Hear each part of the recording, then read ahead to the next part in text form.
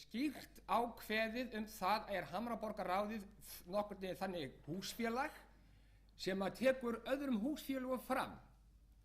Og það má geta þess að í vikunni þá eins og þið hafið sum kannski séð í Kapalkerfinu þessi forláta bók sem upphaflegu fundargerðir fyrsta húsfélagsins í Hamraborginni. Það að segja fyrstu fundargerðir félags húseiganda fyrsta áfanga miðbæri Kópavogi. Hér skýringin á öllu saman. Hvers vegna þetta fór svona.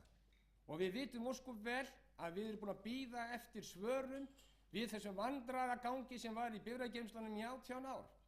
Og núna loksins 18 árum eða 19 árum seinna þá birtist þessi bók sem þetta gefur svörum við þessu öllu saman. En ég vil ekki vera að tala þessa bók sérstaklega í skyni að við séum að fara að rifja upp ykkur gömul vandræði, alls ekki. Heldur bara til þess að ég undirstrika það að Hamraborgarráðið hefur sérstöðu í húsfélagasamsteypu þessa lands hvað varðar félagatengsl við Kópavogskaupstað, við samfélagið, sem gerir það að verkum það meiri kvaðir á okkar herðar lagðar heldur en önnur húsfélag. Við erum í ákveðnum samskiptum við Kópavogskaupstað, það að segja við erum með ákveðnar reglur, samskiptareglur við þá. Og það akkúrat þess vegna að núna í nýsömdum lögum og nýsamþykktum lögum nr. 26/1994 þar sem kveðið sérstaklega á að það skuli vera samdar sérstakar húsreglur allra þeirra aðila sem að nýta sér sameignina á einhvern eða annan hátt, þá skuli vera ákveðnar samskiptareglur þar hvernig þessu skuli hátta og hvernig skuli hagnýta sameignina sem best. Auðvitað væri mjög gott ef við húseigendur væri bara einir þessa hitu, en það bara ekki svo. Við erum í samningum við Kópavogskaupstað og það hefur gengið mjög vel samstarfi við starfsmenn Kópavogskaupstað og það kemur til með að ganga vel í framtíðinni og ég á von á því að við komum til með að byggja hérna mjög gott samfélag í komandi framtíð og ég segi ykkur eins og ég hef engan heyrt andmæla því að þetta kemur jafnvel til með að vera nafli heimsins aldamótin. Og ég ætla ekki að hafa meiri orð þetta, en við erum hingað komin til þess að takast á við mjög örfá atriði. Fyrir að fyrsta að þær framkvæmdir sem núna standa yfir í bifreiðageymslunum eru allar innan þess ramma sem við gerðum, eða það samkomulagsramma sem við gerðum með Kópavogskaupstað í upphafi. Það hafa verið gerðir 2 viðaukasamningar síðan sem hafa algjörlega fallið undir það sem við sömdum í upphafi. Við erum núna við í svokallaða Hamraborgarráðinu eins og þið þekkið og vitið sem uppbyggt af fulltrúum húseiganda. Þó að þeir hafi ekki neitt ákvörðunarvald í sjálfu sér þá hafi þeir ráðgjöfunarvald til þess að stýra framkvæmdastjórn Hamraborgarráðsins í öllum megindráttum. Og þess vegna verður það vera mjög skýrt að öll húsfélög eða húsfélagadeildir eins og nýju lögin kveða á í dag, allar húsfélagadeildir verða að senda sína fulltrúa inn á stjórnarfundi heildarhúsfélagsins. Og takið eftir, ég segi heildarhúsfélagsins því að nýju lögin segja til það að Hamraborgarráðið sé þetta heildarhúsfélag sem gæti sameiginlegra hagsmuna Hamraborgar húseiganda samsett í samskipti við Kópavogskaupstað afnot af garðinum og bifreiðageymslurnar. Við erum ekki á neinu þröskuldi, við erum komin yfir þá verstu og í komandi framtíð núna aðeins kveðið á eitt, að við verðum að fara að undirbúa okkur undir það að taka upp ákveðna samskiptahætti hvað varðar notkun á bifreiðastæðunum og almenningsgarðinum. Á eftir, undir liðnum önnur mál, langar mig aðeins til að fylgja þessu eftir, en það eru þeir liðir varðar ytri mörk okkar Hamraborgarbúa, það að segja miðbæjarskipulagið í heild. Og þar kemur að okkur. Við höfum heyrt alla stjórnmálamenn, Kópavogskaupstaðar, alla bæjarfulltrúa, eða flest alla, ræða það að þeir vilja fá að heyra hvað við höfum málið að segja. Hvað okkur finnst þessa hluti. Og til marks það má segja það að núna frammi eru settar teikningar af hvernig þeir hafa hugsað sér að garðurinn komi til að líta út í framtíðinni. Þetta allt saman innan þess ramma eins og við höfum til stofnað hérna fyrir 4 árum síðan. Og þess vegna það núna, við erum beðin að láta í okkur heyra, mislíki okkur eitthvað og líka jafnvel þegar okkur líkar eitthvað það sem að þeir vilja bera fram þær hugmyndir sem að þeir eru komin með fram í sambandi við útlit garðsins í framtíðinni. Ég ætla líka þar að auki ég ætla ekki að tefja ykkur mikið meira, en ég ætla líka þar að auki að hvetja ykkur núna á eftir. Ég ætla að biðja starfsmenn Kópavogskaupstaðar að vera lokapunkturinn í þessari skýrslu minni, vera lokapunkturinn í þessari skýrslu minni það útskýra fyrir ykkur fyrir að fyrsta með hvaða hætti Kópavogskaupstaður hyggst bera fram fyrir okkur hvernig ljúka ber að gera við bifreiðageymslurnar og með hvaða hætti það gert og hvaða tekur langan tíma, og svo í hinu leitinu til, ef þeir geta svara þeim spurningum, hvernig garðurinn komið til að líta út í framtíðinni og hvernig hann verður nýttur til almennings ofnota. Og fleiri orð ætla ég ekki að hafa, en er tilbúin til að svara þeim spurningum sem þá berast, fundarstjóri, þegar þar að kemur. Takk fyrir.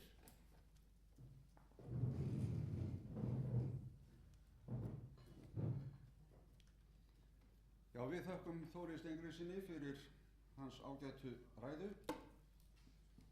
og það mun vera Stefán L. Stefánsson, tæknifræðingur hjá Kópavogskaupstað, sem ætlar að gera okkur grein fyrir þeim framkvæmdum sem yfir standa.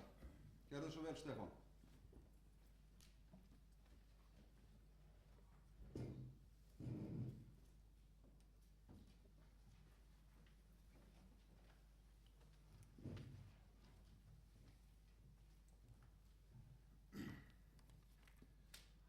Ég ætla aðeins að gera grein fyrir þessum framkvæmdum sem eru unnar hérna sameiginlega af Kópavogsbæ og Hamraborgarráði, og þetta skiptist að megin til í 2 verkþætti. Það annars vegar bílastæðin og geislagarðurinn.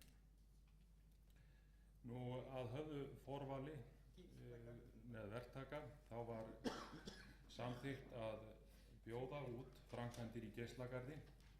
Það varnir á þakinu og yfirborðsfrágang. 30. mars síðastliðinn samþykkti bæjarráð Kópavogs að taka tilboði verktaka Þakvara hf.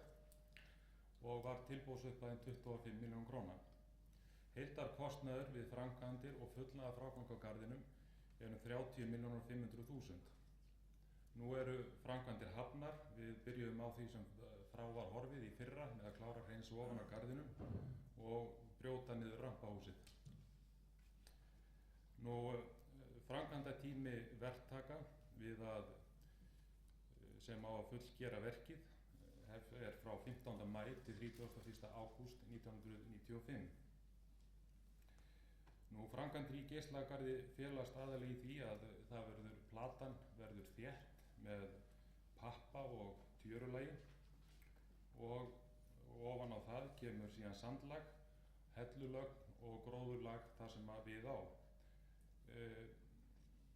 Hitalagnir verða í öllum göngusvæðum og tréker sem munu vera fyrir stofntré. Lýsing verður sett upp á miðju svæðinu.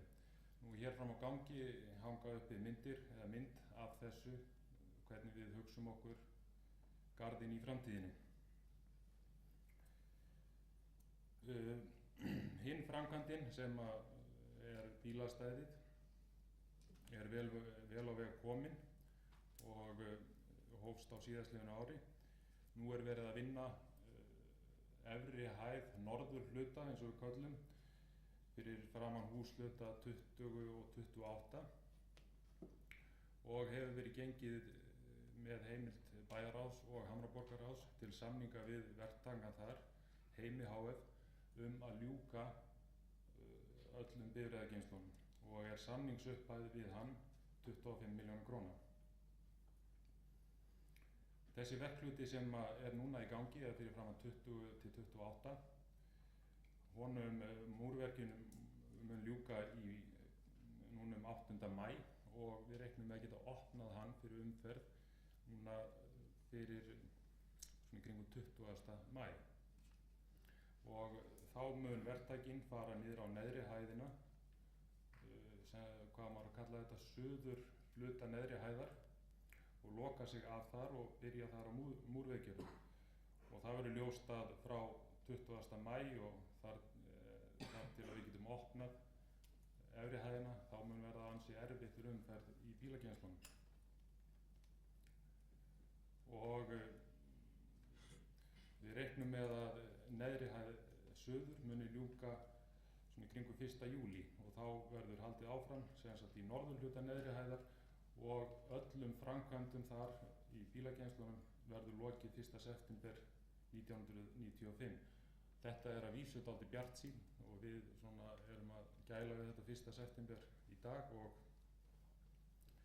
en það má segja að það sé svona hálfu mánuði sem við reiknum með svona til vara. Nú heildarkostnaður framkvæmda núna í ár, sem sagt bæði Kerjagarðurinn og bílageymslurnar eru 69 milljón króna og kostnaður Hamraborgar ráðs við þær framkvæmdir, sem sagt bílageymslurnar, eru 20 milljónir og Kópavogsbær ber 49 milljón króna af þeim kostnaði. En það er rétt að verða að taka fram að Kópavogsbær ber nánast allan kostnað af framkvæmdi við Kerjagarði. Nú, svona til upplýsingar að þá var framkvæmdakostnaður 1994, hann var 45 milljónir og þá er ég að tala bæði sem sagt hreinsun á Geislagarðinum og framkvæmdir við bílastæðin. Og þá er heildar framkvæmdakostnaður 94 og 95, hann er áætlaður 114 milljónir. Og í samningi sem að gerður hérna milli Hamraborgarráðs og Kópavogsbæjar þá var þetta með minnir eitthvað 109 milljónir, þannig að þetta er svona viðunandi. Takk fyrir.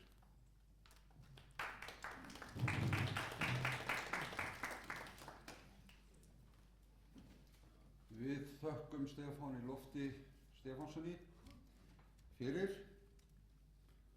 og þá er okkur ekkert að vanbúnaði með að hefja umræður skýrslu stjórnar og þessa tölu Stefáns og orðið er laust. Ég skal segja ykkur það að þó að við séum ákaflega vel upplýstir hérna uppi að þá sé ég dálítið illa fram í salinn, þannig að þið skuluð þá bara kalla ef einhver er að biðja orðið svo að það komist nú örugglega hingað upp. Er ekki einhver sem vil taka til máls skýrslu stjórnar?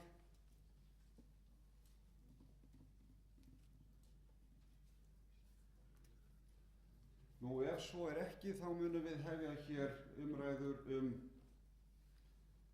ársreikninga og það er þá hægt að, ég lýsi því yfir að það er þá hægt að ræða skýrslu stjórnarinnar með reikningunum á eftir. Og nú tekur til máls Jakobína Sveinsdóttir og gerir grein fyrir ársreikningu. Gjörðu svo vel, Jakobína.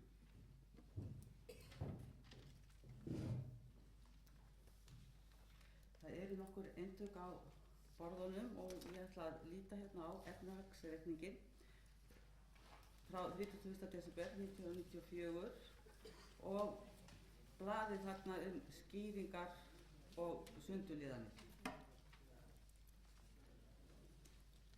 Og sem sagt, miðað við þessa endurskoðunarskýrslu þá eru eignir undir þarna veltu fjármunir, innegnir á tekkareikningum og samanborið við þriðja lið í skýringum 1.865.212 og innegnir hjá húsfélögum miðað við annan lið í skýringum eru 102.500 og ýmsar innegnir vegna auglýsinga og félagsgjalda eru 64.440 og önnur óinnheimt framkvæmdasjóður eru 612.413, samtals 2.644.565 og síðan skuldir og eigið fé og það eru skammtímaskuldir, ógreitt tryggingagjald 24.491, ógreitt staðgreiðsla 33.890 ógreiddir reikningar 16.309,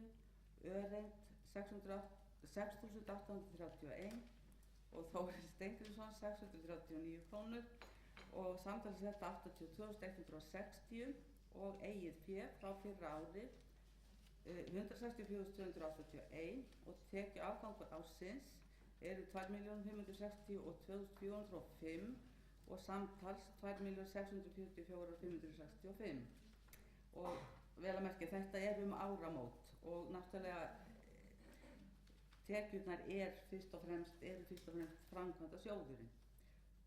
Nú að öðru leyti sko þá eru sundurliðanir hérna fyrir framan sem að fólk getur þá kynnt sér og það er þá líka hægt að fá eintak hjá okkur ef einhverjir hafa ekki fengið það.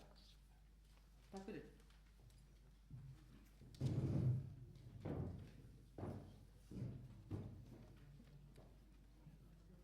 Við þökkum Jakobínu fyrir og orðið laust skýrslustjórnar og reikningana.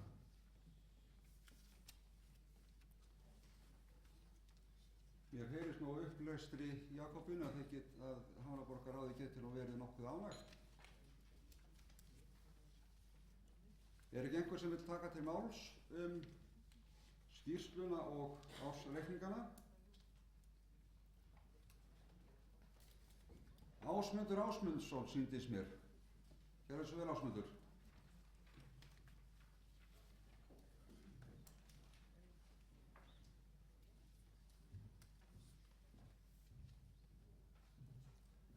Já, góðu fundamenn, þó að þið hafi kannski kynst mér fyrst og fremst sem eftirlýsmann í Hamraborgarframkvæmdum, þá er ég eins og þið einn af eigandum í Hamraborginni.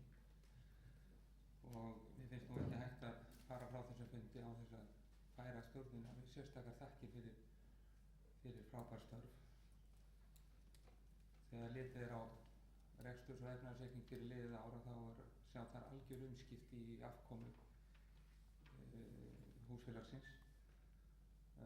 Það voru færðar eigið fé frá var 160.000 á efnahagsreikningi fyrir ári síðan. Nú hefur það hækkað rúmlega 2 milljónir og menn sjá strax að hagur manna hér hann ætti að vænkast og svigrúm til þess að gera ýmislegt fyrir okkur umhverfi að aukast. Nú ég vil svo líka benda á það að ég held að það sé með alveg ólíkindum hvað stjórnin hefur verið hér ötul í að vinna hér að hag okkar sem að búum og eigum eignir hér í Hamraborginni og ég vil sem sagt láta það vera með síðustu orð að þakka henni kærlega fyrir velunni störf.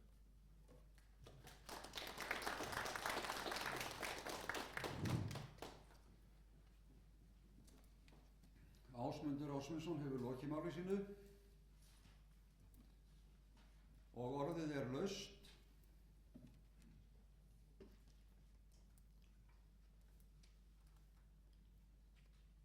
Nú ef að það eru ekki fleiri sem vilja taka til máls, þá vil ég leyfa mér að bera þessa reikninga upp til samþykktar og bið þá sem að vilja samþykkja reikningana að gera svo greiða atkvæði með því að rétta upp hendi.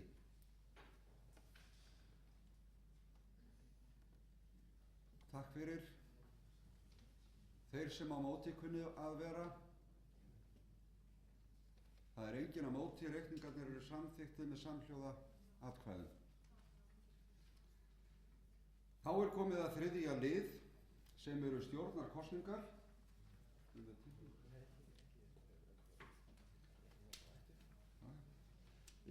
Fyrst skal fundurinn kjósa formann Hamraborgarráðsins og ég bið tillögu. Þórir Steingrímsson. Það er stungið upp á Þóri Steingrímssyni. Eru fleiri uppástungur? Það koma ekki fleiri uppástungur og er því Þórir Steingrímsson sjálf kjörinn formaður Hamraborgarráðs fyrir næsta ár.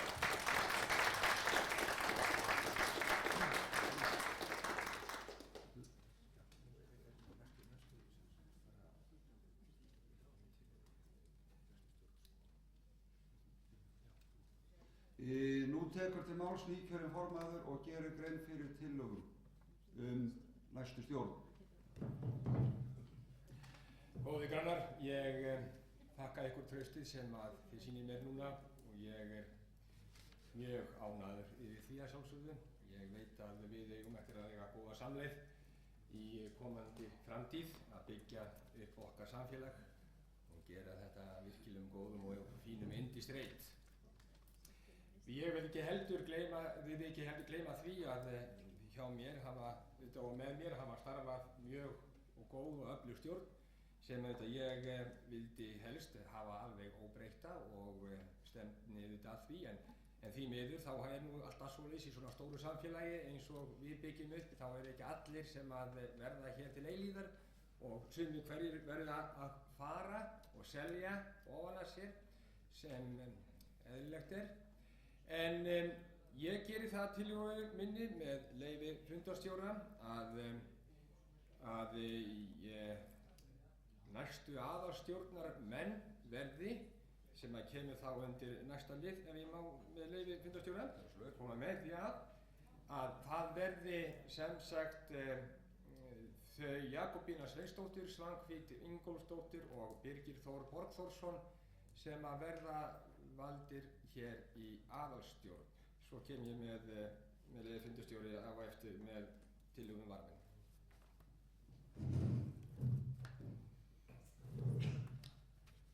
Við höfum hlýtt á tillögu nýkjörins formanns.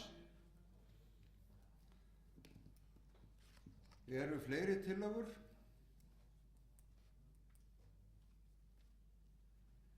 Það koma ekki fram fleiri tillögur fólk í aðalstjórn og eru því þeirra nöfn upp hafa verið lesin sjálf kjörin í næstu aðalstjórn.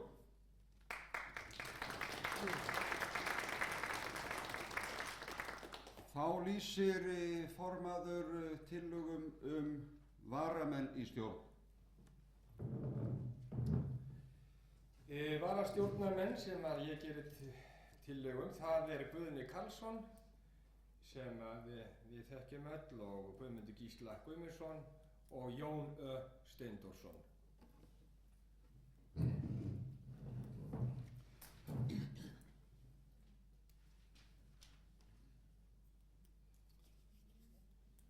Já, við höfum heyrt tillögur formanns fólk í varastjórn. Óskar einhver eftir því að ég lesi það upp aftur. Ég gleymdi að spyrja því áðan, ég bið afsökunar á því. En Þórir las þetta hátt og skýrt og allir hafa heyrt. Eru fleiri tillögur? Það koma ekki fram fleiri tillögur menn í varastjórn og eru því þeir hverra nöfn upp hafa verið lesin sjálfkjörnir.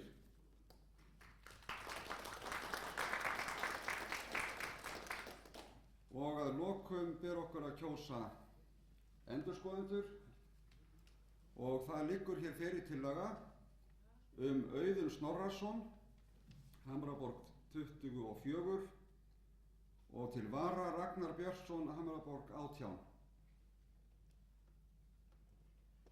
Eru fleiri tillögur?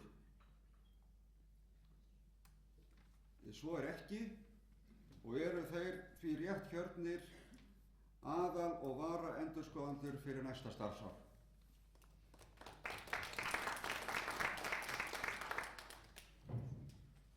Þar með höfum við lokið 3. lið á dagskránni og tökum fyrir 4. lið sem breytingar á reglum Hamraborgarráðs og til máls tekur Þórir Steingrímsson. Gjörðu svo vel.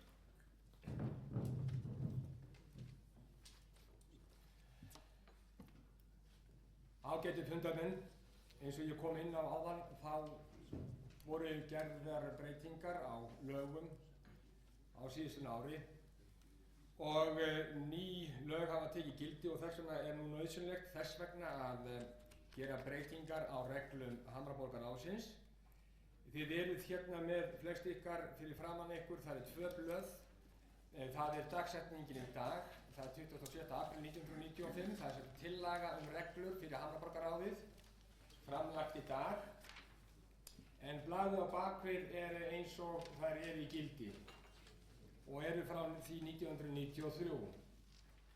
Og við getum bara aðeins farið stuttlega í gegnum þetta, því að samkvæmt gömlu reglunum þá heitir þetta húsfélagið heitir Hamraborgarráðið innan Svega HBR og er sambandsfélag 14 húsfélaga Hamraborgar 14-38 innan Svega jöfnnúmer og starfa samkvæmt lögum fjölbýlishús númer 59/1976 eftir því sem við á. Eins og við allir vita þá er þessi lög komin úr gildi. Og svo síðan kemur hlutverk þessir að mynda samstöðu með eigundum séreignarhluta í félagi húseigenda fyrsta fanga Miðbær í Kópavogi sem stofnsett var 16. maí 1975. Það er núna kveðið skýrt á í lögum hlutverk húsfélaga. Svo það er alveg óþarfi að vera að hafa þetta ákvæði inni. Síðan kemur jafnframt hlutverk þess að gæta sameignar þeirra í samskipti við Kópavogskaupstað og fleira, samkvæmt þeim samningum sem byggingaraðilar fyrsta áfanga Miðbær í Kópavogi gerði 27. september og 10. október 1972 og svo og viðbótarsamningum 17. og 18. október 1973. Þetta er eiginlega, þessi fyrsta grein, hún er nú eiginlega töluvert breytt því að hér er bara hnykkt á eins og kannski þið flest vitið og þið hafið nú ykkur ykkar núna eintaka nýju löguna fyrir framan ykkur og þið kannski eflaust ykkar hafið kynnt ykkur þau en þar er mjög ítarlega farið í hlutina þannig að það er óþarfi að vera með sérstakar húsreglur. Það er aðallega að tala um þessar húsreglur, það er þessar samskiptareglur sem að vísu er ekki hægt að búa til lög yfir. En það kemur að því hér í annarri málsgrein í þessu tillögu minni að hlutverk þess er samkvæmt 57. grein laga fjöleignarhús nr. 26/1994 að mynda samstöðu með húseigendum og gæta sameignar þeirra svo sem kapalkerfi, bifreiðageymslur og fleiri í samskipti við Kópavogskaupstað. Samkvæmt þeim samningum er byggingaraðilar gerðu við Kópavogskaupstað dagsett 27.9.72, 10.10.72, 17.10.73 og 18.10.73. Þarna er bara verið að hnykkja á þessum samningum sem við gerðum við Kópavogskaupstað og þarna er verið að marka þessu ákveðin vinnufarveg í þessari fyrstu grein. Það er, þið getið sjálf flett upp á þessari grein hlutverk húsfélaga, hérna 57. greininni, það er óþarfi að vera að lesa upp hér, en það er bara verið að ítrekka það að við skulum fara eftir þessu gerða samkomulagi við Kópavogskaupstað. Í annarri grein þá var sem sagt að Hamraborgarráðið tryggi sjálfstæði þeirra 14 húsfélaga sem er í húsum nr. 14-38, sem sagt jöfnnúmer og eru óheimilt að hlutast til málefni þeirra. Það er alveg óþarfi að vera að tala 14 húsfélög þó svo að þau séu núna að forminu til innan marka þessa fyrsta áfanga Miðbær í Kópavogi, þar að segja innan Hamraborgarráðsins. Þeir geta jafnvel verið fleiri ef í það færið. Þetta er markast á ákveðnum sameiginlegum hagsmunum, ákveðna húshluta í Hamraborginni og það verður þetta að taka mið af því. Þess vegna getur þetta þessum húsfélagadeildum fjölgað ef í það færið. En það fer alveg eftir forminu hvernig að því staðið.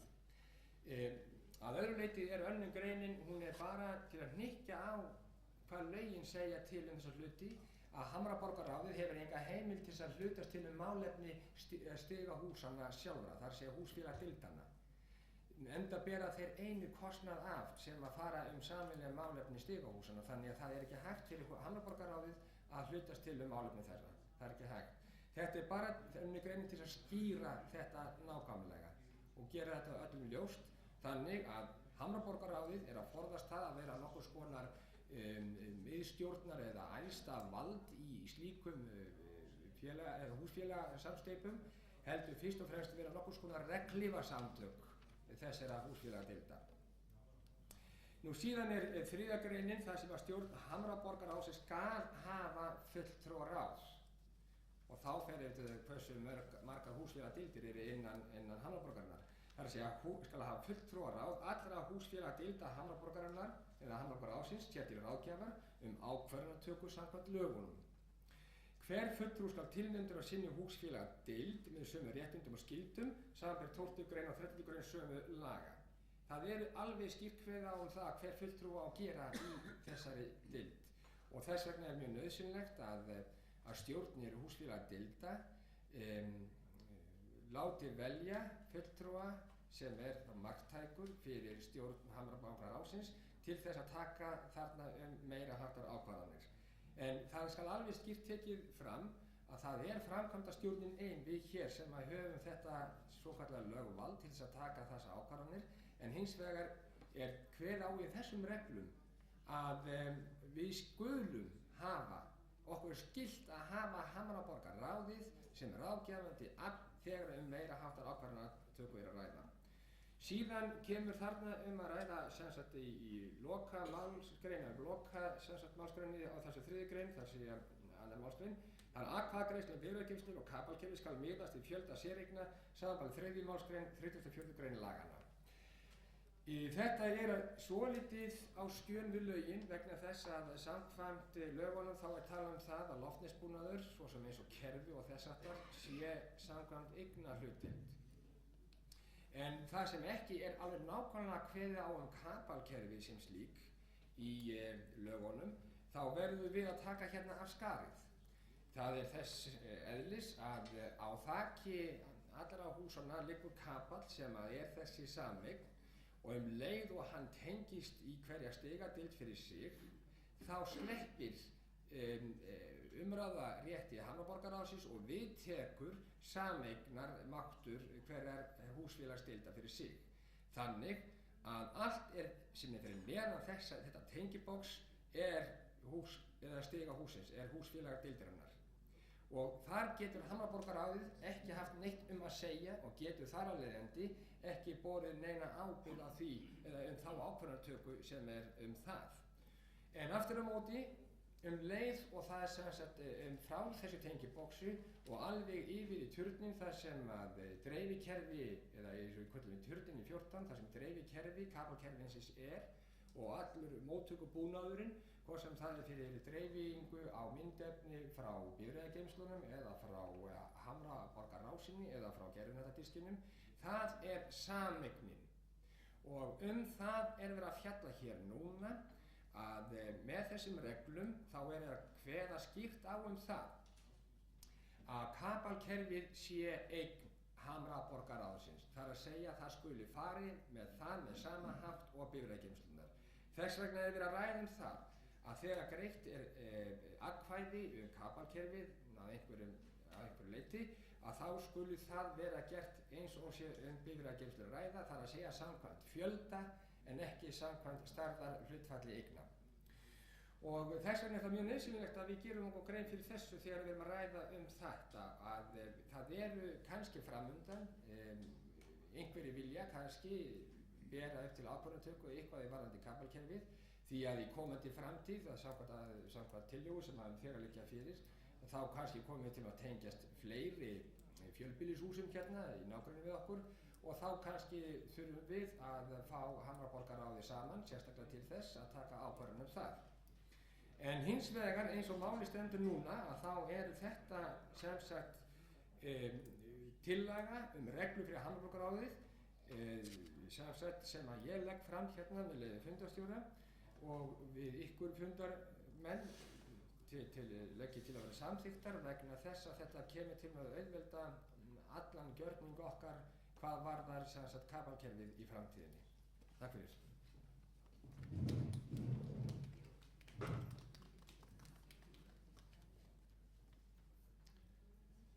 Já, Þórir Steingrímsson hefur gert hér grein fyrir breytingum á reglum Hamraborgarráðsins sem að hann leggur til að verði samþykktar.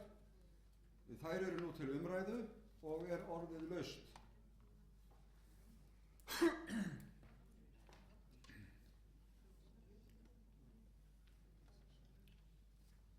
Er ekki einhver sem að vill ræða þessar breytingatillögur?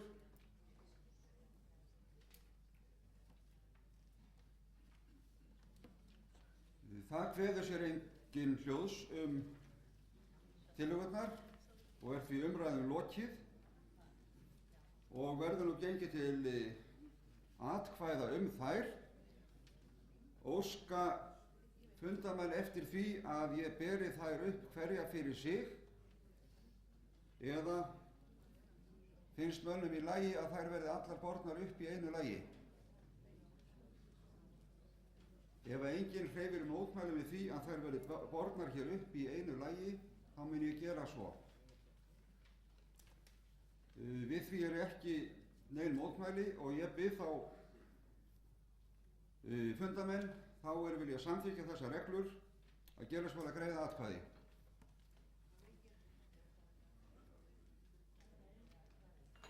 Takk fyrir. Er einhver á móti? Þessar breytingatillögur eru samþykktar með öllum. Jú, fyrirgefiði. Það Ég botna ekki alveg í þessu hvað málið snýst og ég fá smá útskýringu á þessu. Viltu kannski spyrjast fyrir sérstaklega það sem að þú vilt betur vita? Ég skil þessar reglur ekki alveg. Nei? Þórir, Þórir vill þá reyna að gera betur grein fyrir þessum breytingatillögum.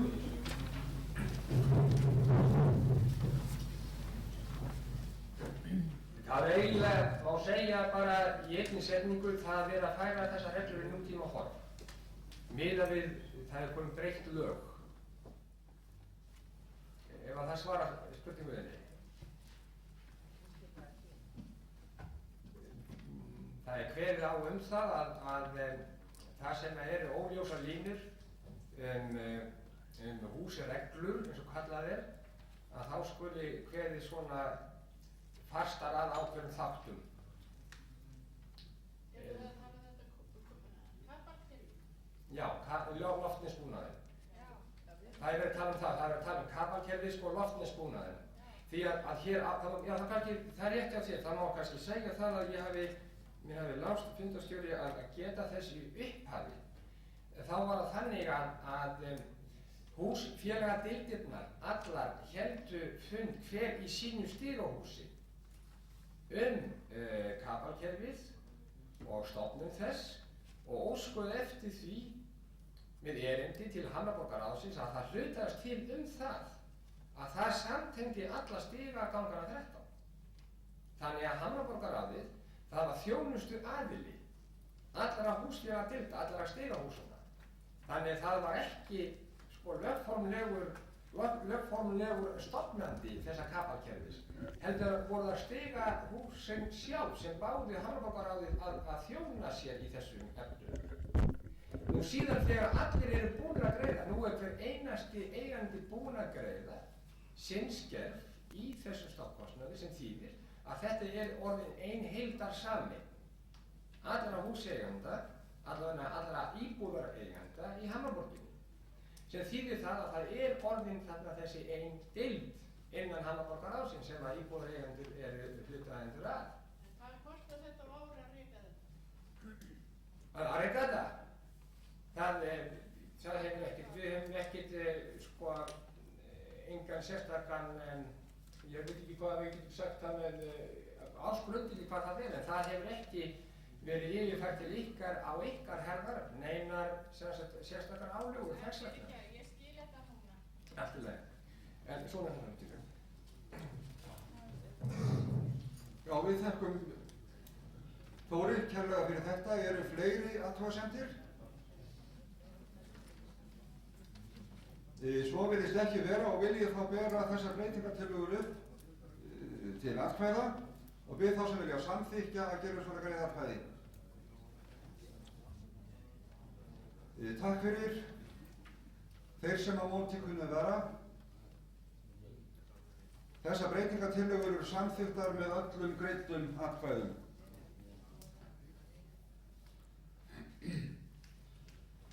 Þá höfum við lokið 4. lið og tökum við þann 5. sem ákvörðun hússjóðsgjald og það Jakobína Sveinsdóttir sem að gera grein fyrir því.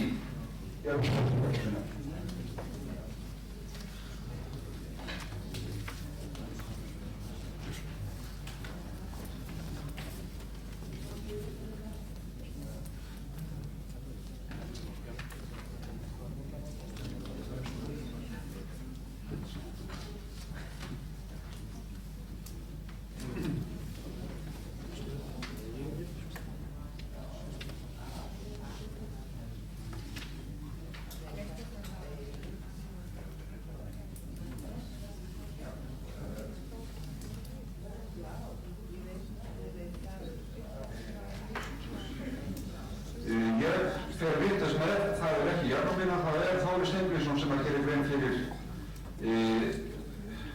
hússjóðsverði Björnsveg. Það var hugmyndin var svo þegar við ræddum við saman á síðasta stjórnarfundi í stjórn andvarta ársins að það kom fram í skýrslu endurskoðanda að ef að Hamraborgarráð tekur svona á sig aukna ábyrgð svo sem eins og það að viðhalda svona eign sameign eins og kapalkerfi og öðru slíku, þá verði að gera ráð fyrir afskriftum. Og við fórum að reikna þetta út og það ekki gert ráð fyrir í bókhaldinu neinum sérstökur viðhaldskostnaði á þessu kapalkerfi. Hins vegar þótti með það svolítið ábyrgðar hluti að gera ekki ráð fyrir því að gæti komið til áfalla með slíkan búnað og þar sem að þetta búnað upp á 2,5 milljón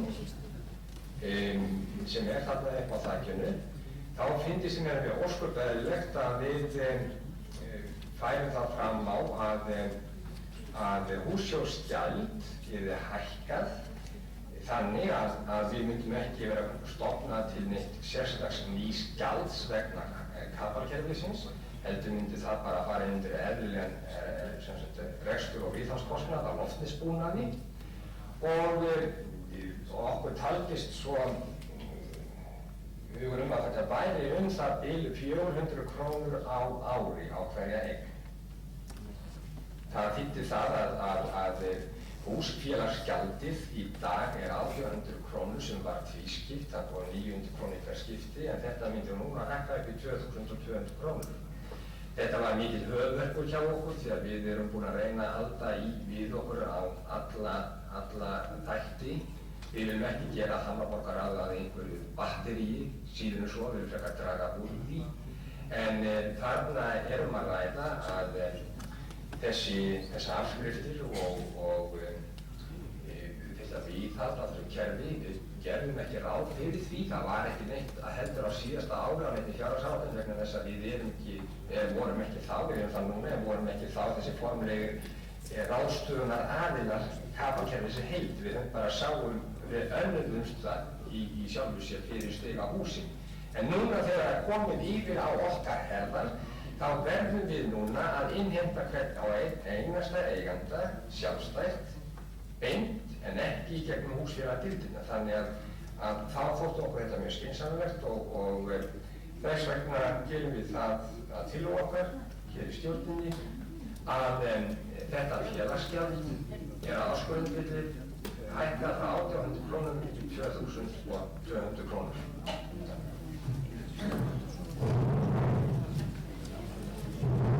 Já, við þökkum Þóri Steingrímssyni, hann hefur gert grein fyrir.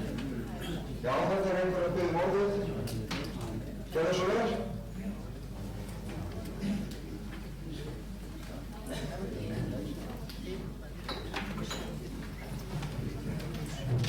Það Sæmundur Þorsteinsson þetta ekki sem var að koma þarna. Já, gerðu svo vel Sæmundur.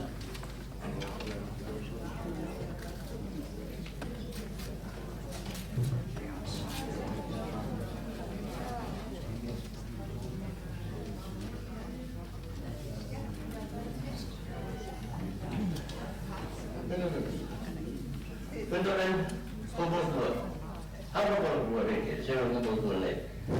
Það í sambandi við þetta gjald sem borgarinn var að ræða hér áðan. Nú held ég að við höfum strengt þess heit að hafa kjölfestuna nokkuð fasta og þá við stöðuleika sem mikið er talað í dag ekki. Kannist ekki til það. En þess vegna í sambandi við þetta gjald sem hann að tala þarna, þá ætti ég að lýsa því yfir hér og nú bæði frá mér og minni konu, við segjum nei. Við segjum nei á þeim forsendum að við teljum þetta ekki koma til nokkra greina, alls ekki. Og fleira sem að mann langar nú kannski til að spyrja ég ætla nú ekkert að vara að þakka stjórninni sérstaklega, ég ætla ekki heldur að skamma núna ekki skilið, en það sem vel gert því var maður eftir, hinur sem að gleymi maður ef eitthvað er. En ég verður nú samt sem áður að og þér komið hérna til að rífast eitthvað að lýsa þá ánægju minni og sérstaklega með þær framkvæmdir sem hafa verið orðið hérna í hérna bílagirkjunni hjá okkur. En það er annað sem ég langar líka til að vita. Ég maður komið svona, já, að nokkuð á góðum aldri en það reyndar, en hérna árið nokkuð mörg. Og mér langar gert til að vita hvort að við sæðum einhverja framtíðarsýn það sem eftir og hvort að við verðum búin að snúa upp tánum þegar að það verður nú sem að allir verður nú að gera einhver tíma neiksa. En þessar bílageymslur það að segja og sérstaklega núna, þennan hluta sem núna í gangi, hefur við sýnt ganga mjög vel og ég fagna því, en svo annað líka þegar við erum búin að fá þetta, þá þurfum við að hirða þetta eins og heimilin okkar. Og annað í þessu líka sem mikið hefur verið rætt og það eru bílastæðin í Hamraborginni. Ég var einn af þeim önnum á sínum tíma sem hefur nú sennilega misskilið allar þessar reglur og leið og ég kaupi mér þarna íbúð þá tel ég að ég eigi þarna eitt bílastæð og geti bara sett A2664 hingað ekki lengra. Hér skal það standa. Nei, málið er nú svo einfalt. Svo núna fyrir eitthvað 2 eða 3 dögum, jæja, en hvað það? Að þá var ég að hlusta á formanninn, konu mína og ágætan mann hérna sem ég held að heitir Valdimar Ólafsson, við þekkjum hann nú vel. Og þau voru að ræða saman hérna út í Hamri og margt kom nú til. Þar kom einn ágætur vinur minn inn á línuna, sá heiti Guðjón Kristinsson, ekki maður rétt og við vorum nágranni mörg ár, góður drengur Guðjón. En þarna virtist vera nokkuð mikill ágreiningur milli, eða réttar þess að á að segja sig viðskilningur að hvað hann heitir annað, túlkun á þessu með þessi bílastæði. En ég held hins vegar skal segja ykkur að eins og þetta og mér sagt og ég hef enga ástæðu til að reyngja það, að fyrsta náttúrulega það að við eigum ekki en eigum þó, þannig að við erum forgang í þessu stæðum þegar að vinnu líkur allavega á daginn, sko. En það er kannski alveg nóg. En svo annað sem ég hef verið að huglega líka og kom þarna fram og það veit ég á formaðurinn hlýtur nú að votta hér og nú, að það í sambandi við aðra þá sem að leggja inn í þessu bílastæðum. Og taka engan þátt í kostnaði á því sem við erum að gera. Þetta vil ég gjarnan að komi skýrt á og ég hygg að Þórir mun nú skýra þetta nánar á eftir og vita alveg hvað ég að fara, en þar sem ég ekki alveg nógu kunnur í þessu, þá ætla ég ekki að sleppa mig mikið lengra sko og bið ég hann að taka þá við og leiðrétta mig hafi ég verið hann. Takk fyrir.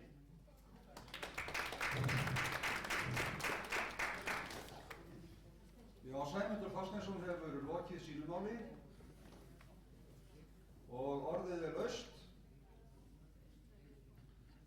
Orðið er laust tillögu hússjóðsgjald. Þórir Steingrímsson tekur til máls.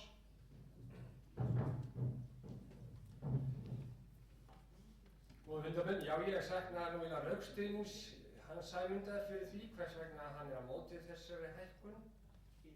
Ég held að ég væri nú ekki að koma með þetta fram nema vegna þess að okkur ber svolítið nauðsyn á því að gæta okkar verðmæta þó upp á þakkinu séu og leggur svolítið áherslu á það að þetta verði samþykkt svona, þessi hækkun. Aðra þætti sem hann kom inn á, jú, ég skal svara því alveg skilmerkilega á eftir en það vil ég gjarnan sem við leyfi fundarstjóra þá bera undir liðnum önnum mál. Já, Þórir Steingrímsson hefur lokið máli sínu og við erum að ræða hér tillöguna hússjóðsgjald, orðið er laust.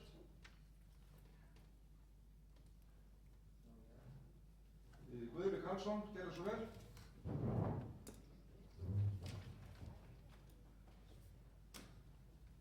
Fundarstjóri, góðir fundarmenn. Ég vil bara alveg sérstaklega þakka honum Sæmundi að koma hérna inn. Það hefði verið svolítið daufur fundur, hefði enginn komið og andmælt. Þannig að það var nú þrátt fyrir það, ég sé nú ekki öllu leyti sammála Sæmundi, þá er það allavega mjög gott að fá einn til þess að andmæla. Það hefði verið dauflegt að öðruvísi. En ég stóð nú að þessu að samþykkja þessar tillögu inn á sínum tíma og ég held að einu til þess að viðhalda stöðugleika að þá sé okkur alveg nauðsynlegt að hafa smá sjóð. Við getum ekki staðið að því að setja þetta upp. Ég viðurkenni það að persónulega þá hef ég nú ekki mikið notað þetta kapalkerfi og þannig að það er ekki þess vegna sem að ég myndi kannski fyrir sjálf með harma svo mikið og að verði eitthvað stoppi í nokkra daga eða vikur. En það er bara upp á stöðuleikann og til þess að viðhalda þessu. Við erum samfellum það að kapalkerfið það stuðlar að hærra verði á þessum húseignum og ef að þetta drabbast niður þá virkar það öfugt. Ef ekki næst að halda þessu í lagi og það kemur auðvitað að því að það þarf eitthvað viðhald og þá þurfa að vera til peningar til þess að fjárfesta þann viðhaldskostnað. Þannig að ég held að þetta sé alveg óhjákvæmilegt hjá okkur að leggja í þessar 400 krónur á ári á hverja íbúð eða hverja eign.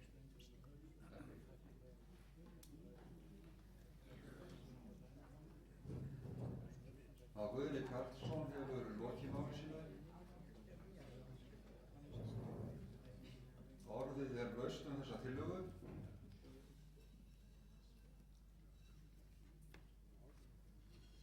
Það hafa ekki fleiri kvatt sér hljóðs og er því umræðum lokið og vil ég þá bera upp þá tillögu sem hér hefur verið kynnt að hússjóðsgjald hækki 400 krónur á ári, það er að segja í 2200.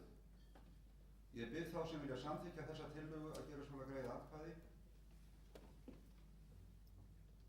Takk fyrir. Þeir sem á móti kunna að vera. Tillagan er samþykkt með öllum atkvæðum gegn einu. Voru fleiri?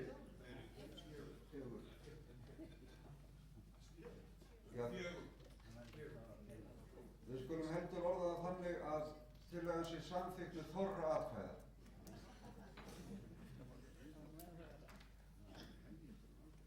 Og þá höfum við lokið við 5. lið, næst er það 6. liður, framlag rekstrar og framkvæmda áætlunar fyrir næsta ár. Og það er formaðurinn Þórir Steingrímsson sem að gera grein fyrir því. Átti fundarmenn, það má ég að segja sem svo að allt saman verið í þessu málflutningi mínum áðan sem að ég var að ræða þessa hækkun.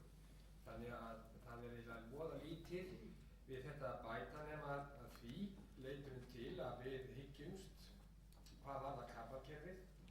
Þá hyggjumst við reyna að tengjast nágrannahúsum hérna og reyna að hafa því einhverja tekjur til þess að þá að auka þá kannski dagskrárgerðina og jafnvel þá að vekja einhverja þjónustu aðila til umhugsunar að nýta sér auglýsingamátt kerfisins.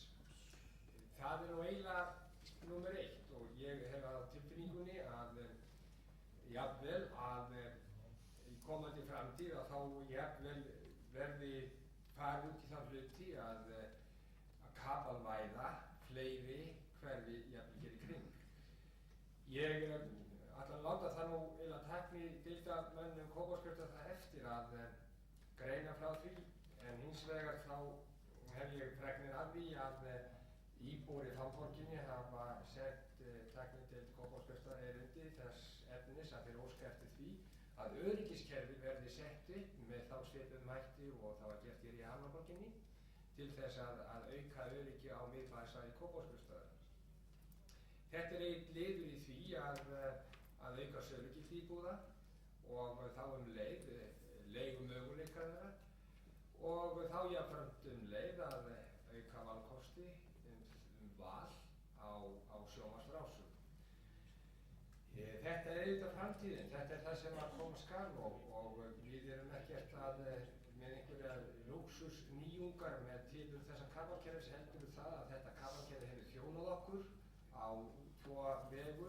Annars vegur hefur þetta aukið skilning okkar á okkar innbyrðismálum út á við og þetta hefur líka eflt samstöðu okkar. Okkur er tekist betur að samræma skoðanir okkar og núna ef að líkum lætur, ef að það verður að uppverða setja öryggiskerfi fyrir bifreiðagjaldið framborgarinnar, að þær þá komið til með að njóta þjónustu kafarkerfis Hamraborgarinnar leið. Og ég fer ekki til vel komið það, mér finnst það eðlilegt vegna þess að við erum með í samkominu okkar við Kópavogsbaugsstað erum við umsjónarþátt öryggiskerfisins og ef við tökum þann umsjónarþátt sem sennilega fylgir kafarkerfinu þá, sem að öryggiskerfinu í Hamraborginni, ef við tökum hann líka til okkar þá finnst það eðlilegt að við leituðum þá á stúanum með það við Kópavogsbaugsstað að við getum hugsanlega þá fengið svona samskonar eldtóknun fyrir þá eins og við fáum í samningum okkar við Kópavogsbaugsstað umsjón á okkar eigin kerfi. Svo þetta er bara það sem að ég vildi aðeins svona leggja fyrir ykkur, ekki beint til ákvörðunar, þetta er bara að útskýra fyrir ykkur hvað er í vændum og svo þá leið að við erum ekki að auka neina álögur á ykkur þessara hluta vegna, heldur bara fyrst og fremst hvað við getum hugsanlega gert og hvað við kemur í framtíðinni. Takk.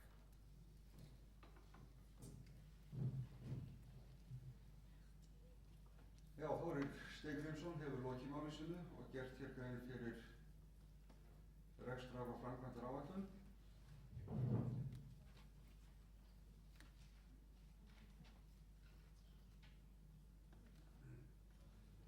Það kemur hér inn á borðið til mín fyrirspurn hvort hægt hafi verið að fjármagna kafarkerfi með auglýsingum eins og við vonuðum og með bestu kveðju og það er Gerður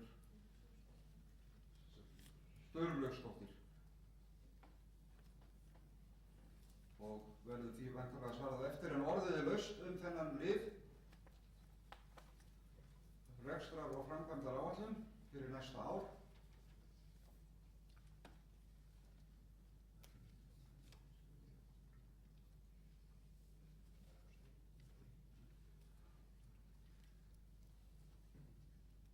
Já, orðið er laust Sæmundur Þorsteinsson, gerðu svo vel.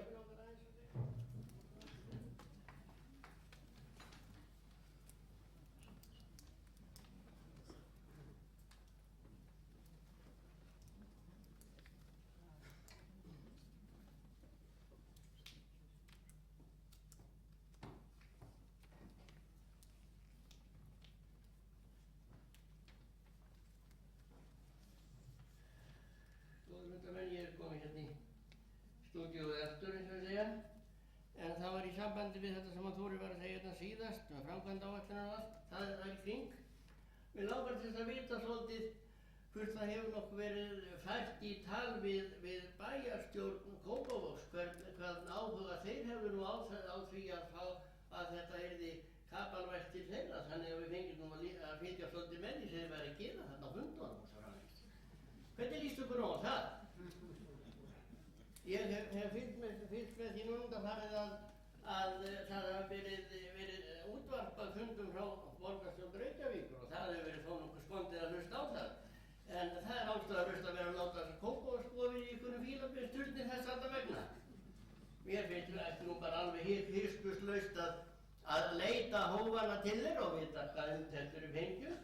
Og í annan stað er það ekki í farvatninu Þórir, svo ég spurði þínu bara beint, með húsið hann á móti hinn með Hamborgina hefur það ekki komið eitthvað til þess að gera það. Og ég segi nú fyrir mig með allar þessar rásir, þá er mín erlenda málakunnáttu nú svo ákaflega takmörkuð og næstum engin. Þannig að ég hef ekkert mikið að missa þanniglega sko, þó að eitthvað yrði nú færri í rásinn, það er stilaði með það. En hins vegar er ég ekkert að hafa mótið því að það er ekki, ég er bara ekki einn í heiminum sko, það eru fleiri en ég sem vilja kannski heyra og fylgjast með og eru sem betur fyrir betur gefni heldur en ég. Og veist það hvað, tungumáli áræði svo að tala ekki eitt annað, Og þetta vildi ég nú láta koma fram svo ekki að ég pyrri ykkur nú ekki meira með lengri málflutningi að sinni, En umfram allt ég legg áherslu á það að það verði endilega talað við að þarna ráðamenn Kópavogssvæðis. En svo er eitt ég mátt að skjóta aðeins inn í, af því að þú ert þarna með blessaða bláu bókina. Er þetta eitthvað heilög kýr sem enginn má vita nokkuð hvað stendur í? Ég er sjálf að gera neitt veður út af þessi meðarna, en það verður kannski svolítið gaman að fá pínlítinn upplestur úr þessu. Ég skal hlusta með álega kafi.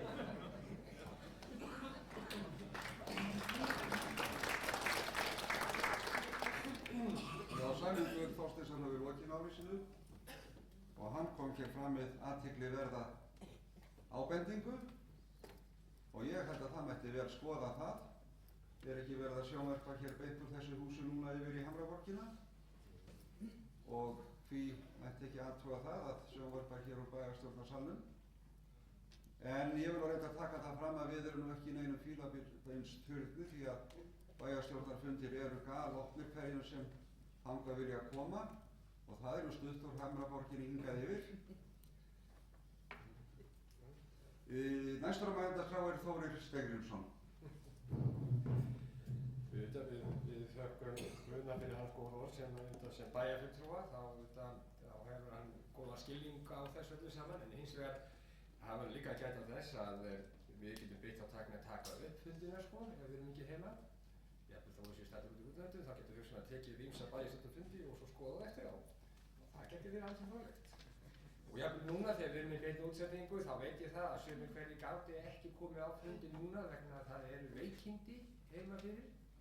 Og þetta gæti verið mjög góð hugmynd hjá honum Sæmundi að bara fara að kýla á þetta og láta þetta verða veruleika.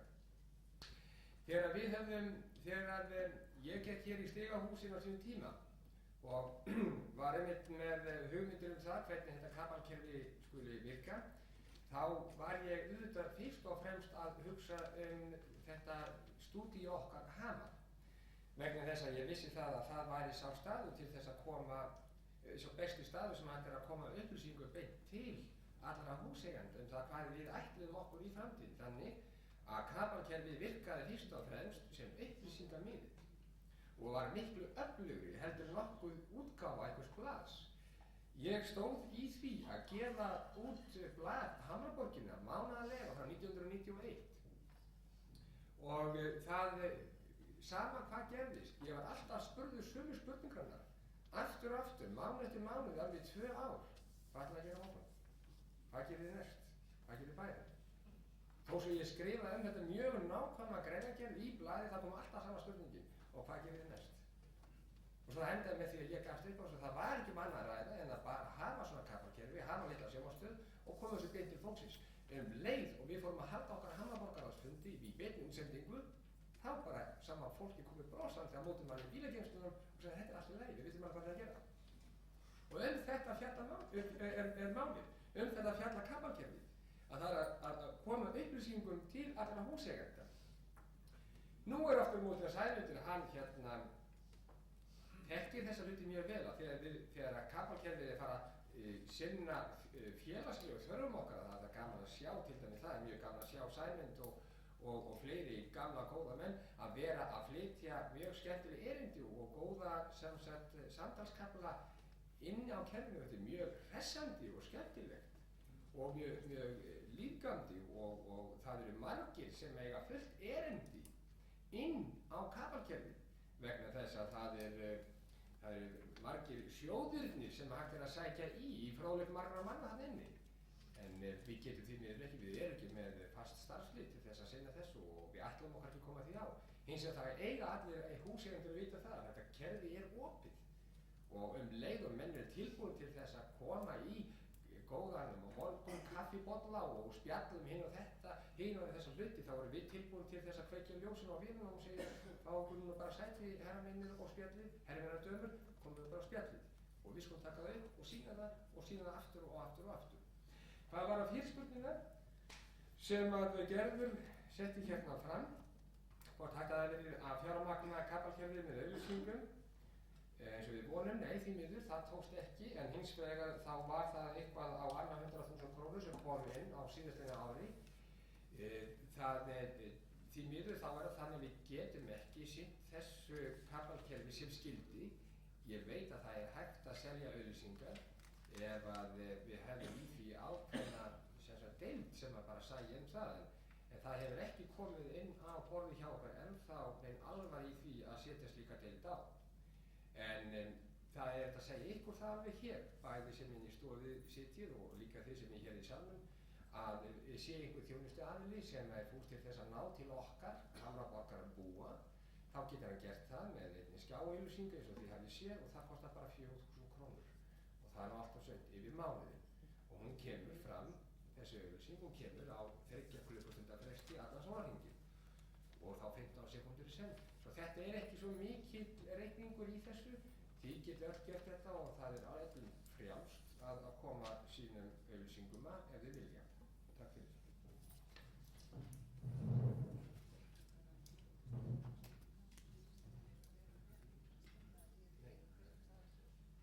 Þórir Steingrímsson hefur lokið sinni ræðu.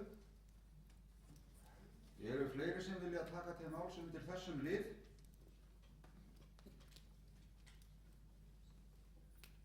Svo er ekki og er því 7. liður afgreiddur og þá verður tekið til við 7. lið, ákvörðun tekin kapalkerfið, Hamraborgar Rásinn og félags- og fundaraðstöðu Hamar og það er Þórir Steingrímsson sem hefur forsögu þennan lið. Fundarmenn, það er eiginlega ekkert sem að ég á við með þessum lið annað en það að við ætlum að framfylgja þessum 3 liðum með nákvæmlega sama hætti eins og gert síðastliðið ár. Það er enga breytingar. Hins vegar lýsi ég núna eftir tillögum ykkar breytingar ef þið hafið einhverja hugmyndir þær og ef við tilbúið til að hlusta á þær og við svo ræða þær hér alveg hreinskilnislega og taka ákvörðun það.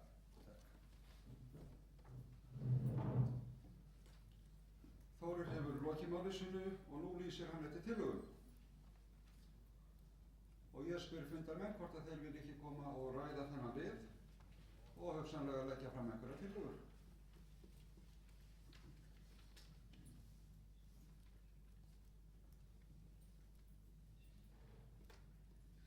Það kveður nú enginn sér hljóðs, en við getum vel hugsað okkur.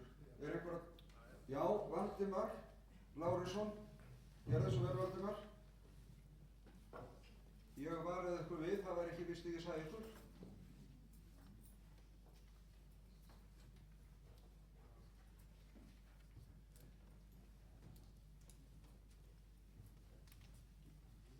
Valdimar Lárusson, gerðu svo vel. Fundarstjóri, góðir fundarmenn, ég ætla nú ekki að verða neitt langorður, en út af þessu sem að verið var að tala í sambandi við kapalkerfið, þá fyndist mér að það sé upplagt tækifæri til þess að vera ekki aðeins upplýsingamiðill, heldur einnig gæti það verið skemmtimiðill.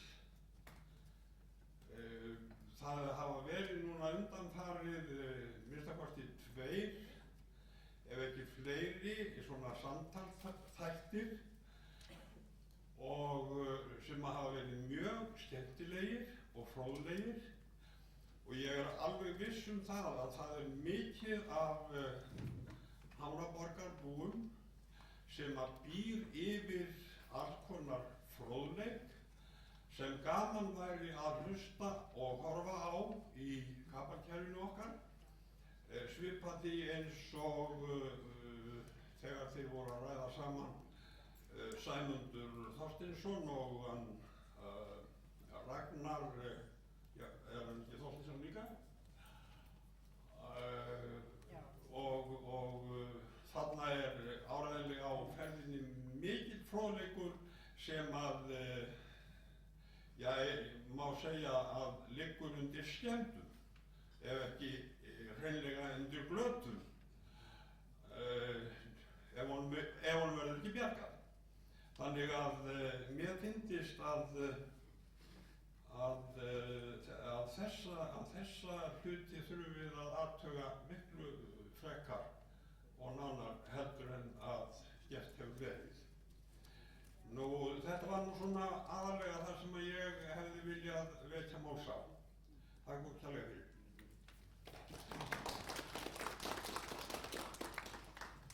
Við þökkum Valdimar Lárussyni fyrir hans ábendingu.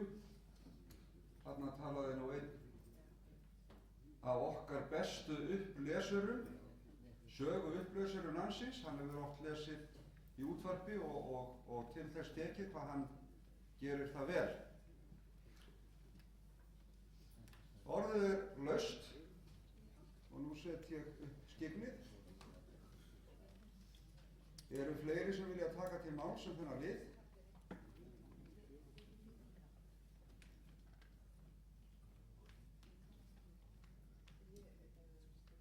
Svo virðist ekki vera og ég veit að stjórnin fer heim með þessa ágætu ábendingu Valdimars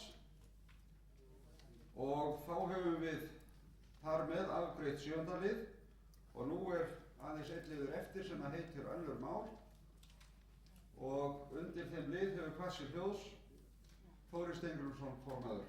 Gjörðu svo vel.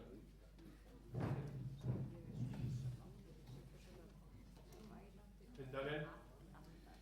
Á borðinu fyrir framan ykkur þá er blað sem stendur ályktun aðalfundar Hamraborgarráðsins 27.4.95. Tilurð þessara ályktunar er vegna þess að við sjáum fram á að þegar að þessum framkvæmdum er lokið og það kemur að eiginlegum reksturs og viðhaldskostnaði að þá fara að koma eitthvað raddir, ýmsar raddir sem að vekja upp ýmsar spurningar sem að við í stjórninni stöndum frammi fyrir og við þurfum að svara. Ég skal nú alveg segja eins og að það er nú ýmis mál sem að ég hefði viljað ræða hérna við ykkur. Ég held að ég sé til neittur vegna þess að hann Sæmundur, hann kom hér inn á áðan, þetta með þessa bláu bók hérna, hvort að þetta væri ykkur svona heilur lesning, það mætti ekki koma í dagsljósi, en þá get ég upplýst um það að mér er það svona ánægja að lesa alla vegana fyrir hann úr fyrstu fundagerð þessa húsfélags. Því að þetta heitir fundagerðarbók félags húseiganda í fyrsta áfanga miðbæ í Kópavogi og það var út af stofnfundinum sem var 16. maí 1975 og þessi fundagerð er undirrituð af þeim Páli Þorlákssyni, Kristjáni Guðmundsssyni, Hákoni Kristjánsssyni, Magnúsi Baldvinssyni, Hafþór Júlíussyni og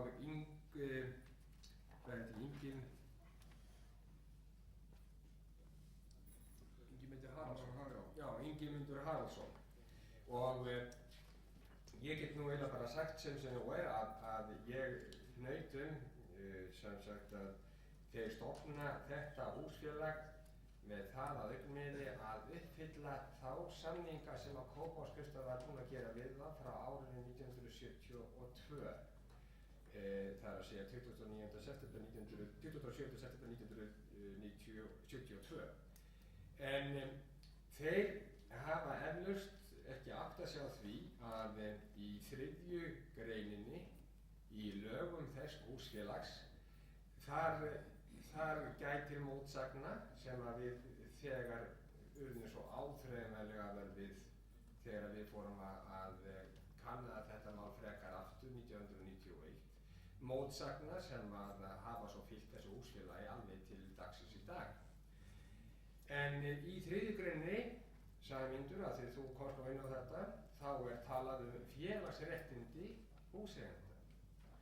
Og þá er talað það að einir þeir sem að hafa réttindi til að vera í félagi húseigenda fyrsta áfanga miðbæ í Kópavogi,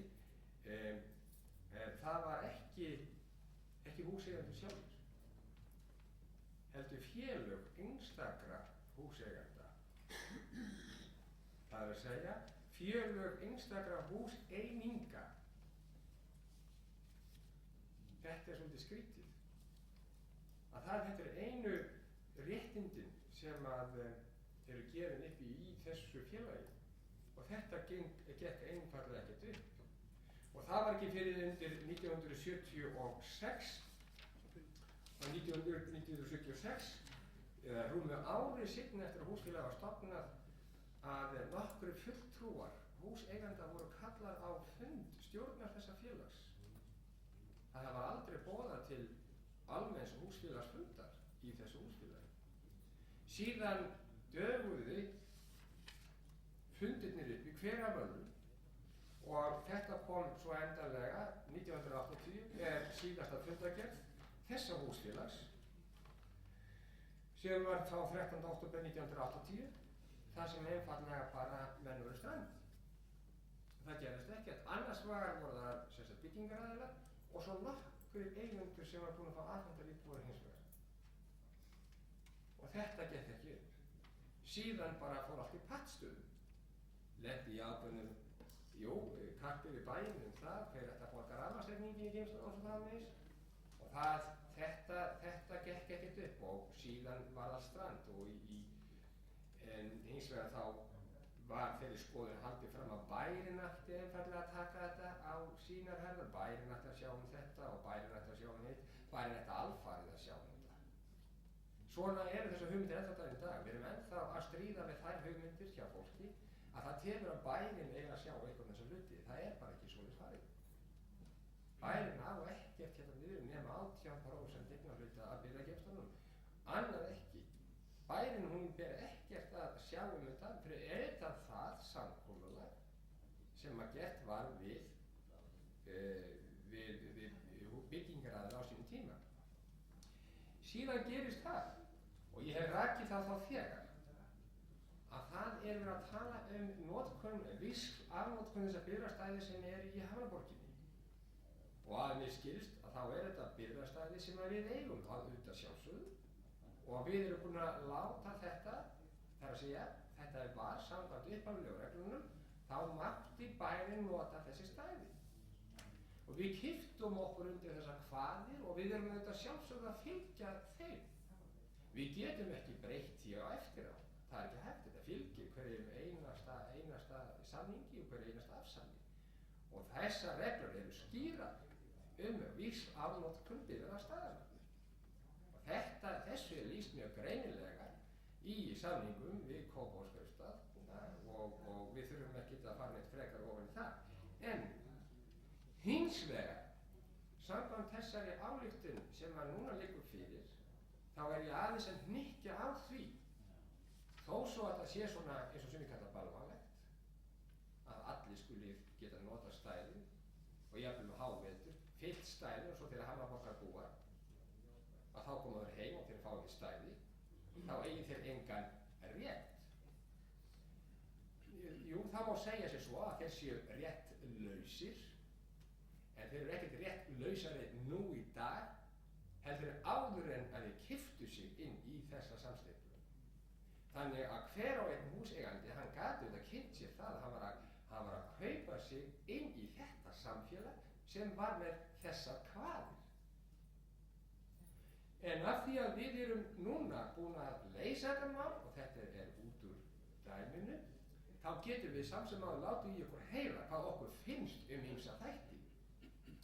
Og þess vegna legg ég fram, við leyfi fundarstjóra þessa ályktun fram, sem nú fyrst og fremst nokkurs konar skírskotun til þessara samninga sem að voru gerðir, að við erum ekki alveg hrifin eða ánægð með þessa samninga, en við erum bara versku og gera svo vel að lúta þeim kvöðum sem að í þessum samningum, en samt sem áður láti ykkur heyra hvað okkur finnst ýmsa þætti sem betur mætti fara. Og hérna erum við að hnykkja á í þessar ályktunum ákveðið réttlætismál. Og ég er sannfærður það að bæði stjórnmálamenn, bæjarfulltrúar og svo og starfsmenn Kópavogskaupstaðar, þeir skilja hvað við erum að fara með þessar ályktun. Og hún á þessa lund, aðalfundur Hamraborgarráðsins, húseiganda Hamraborgar 1438, jöfnúmer, haldið 26.4.95, þakkar bæjaryfirvöldum Kópavogskausta fyrir skjóta framkvæmdir í endurbyggingu á bifreiðageymslum Hamraborgarinnar samkvæmt samkomulagi aðila sem áætlað er að ljúki á þessu ári og hvetur til þess að haldið verði áfram á sömu braut í uppbyggingu öryggismála í miðbæjarins og annarra svæða hans verði gætt í svipum hætti og bifreiðageymsla Hamraborgarráðsins eða Hamraborgar. Þetta þarf ekkert að skýra sérstaklega, við þekkjum alveg einnig á þessu. Síðan þá hvetur aðalfundurinn jafnframt til þess að ekki komi til misjafnra réttarstöðu húseigenda Hamraborgarráðsins annars vegar og allra annarra húseigenda miðbæjarsvæða Kópavogskaustar hins vegar.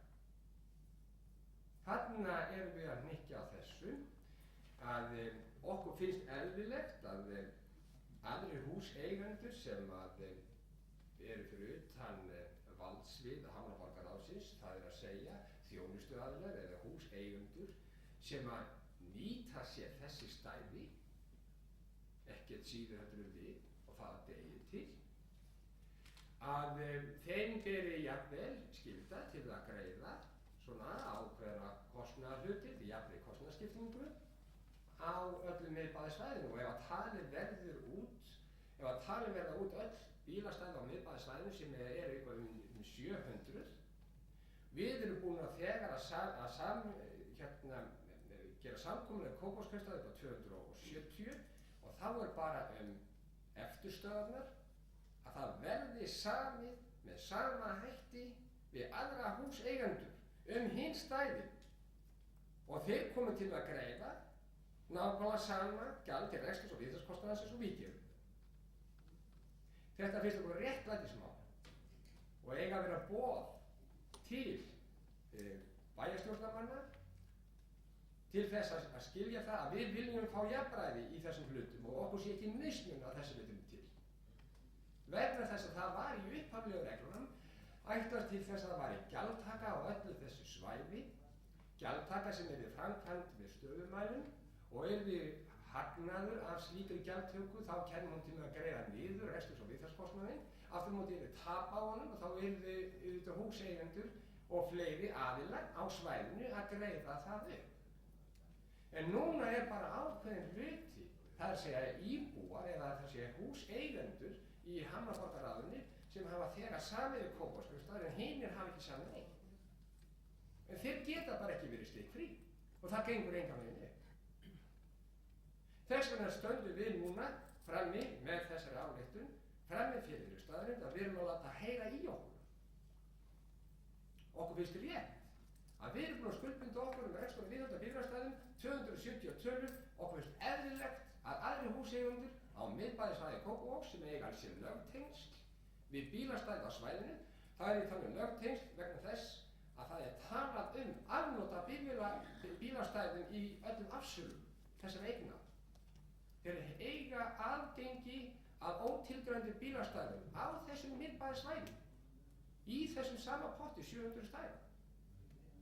Og það var talað það að bæði þjónustuaðilar og eigendur á þessu svæði þeir hefðu getað keypt sér á sínum tíma ef það hefði verið gefin út ákveðin kort, svo getur mánakort eða árskort, þá hefðu þessi aðilar getað keypt sér kort yfir ákveðin tímabil þar sem það var gjaldfrí fyrir þá.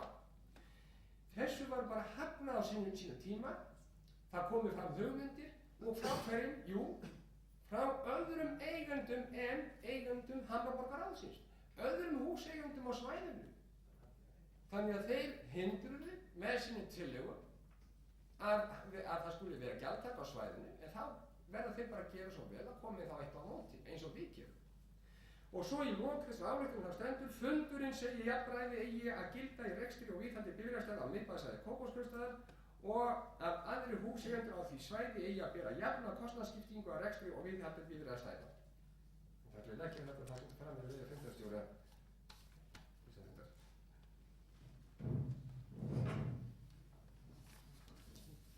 Þórir Steingrímsson hefur lokið máli sínu og gert hér grein fyrir ályktun sem að liggur fyrir fundinum.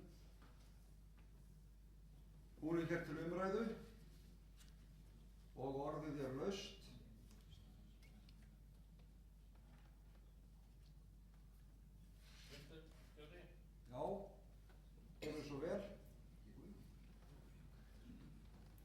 Það er Guðjón Kristinsson sem er að koma upp hérna svo vel.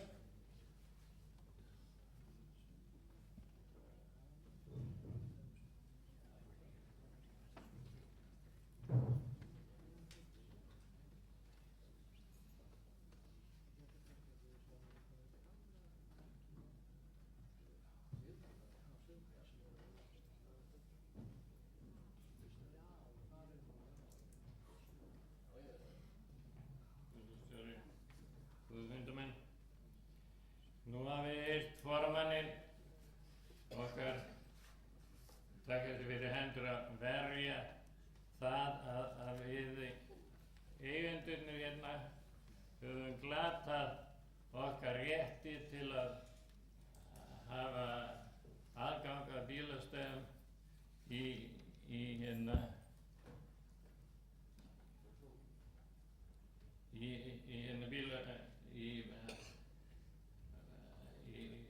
bílageymslunum. Það er skýrt tekið fram eins og Þórir sagði að vísu að í afsali fyrir hverju íbúð er það sagt að það fylgi aðgangur að bílastæði, en við höfum aldrei undirgengist það að deila þeim rétti með öðrum eins og viðgengst núna.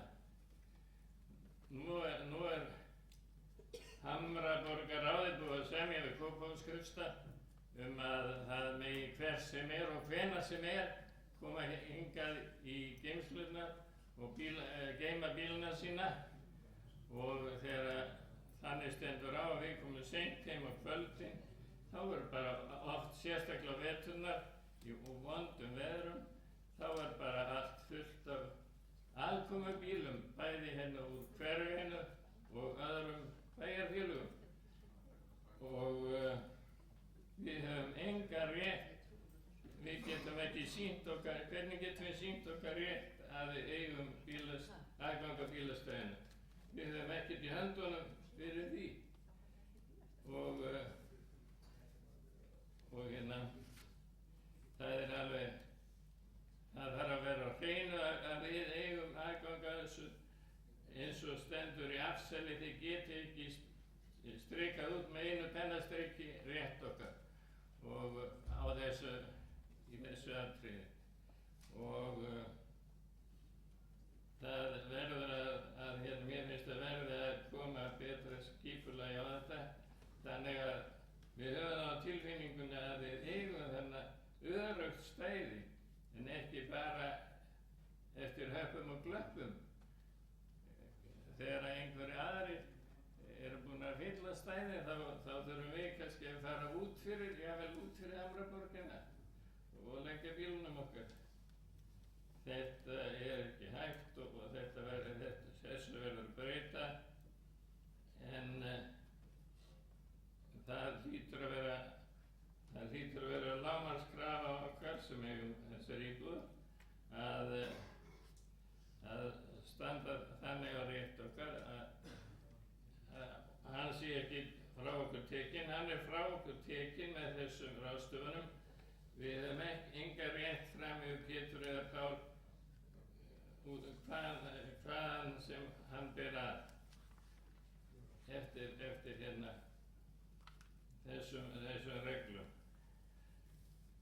Þetta hefur nú verið svona auðvitað í lausu lofti hingað til, en þegar á að fara að laga bílastæði, eða verið að laga bílastæði, þá á að koma þessum málum í fastari skorður. Og mér finnst að ég hefði gaman að fólk hérna léti heyra í sér þetta mál, því að það getur ekki verið að öllum sé sama sín bílastæði eins og núna er, og það sé bara hending að þeir fái stæði fyrir bíli. Ég ætla ekki að segja meir í bíli.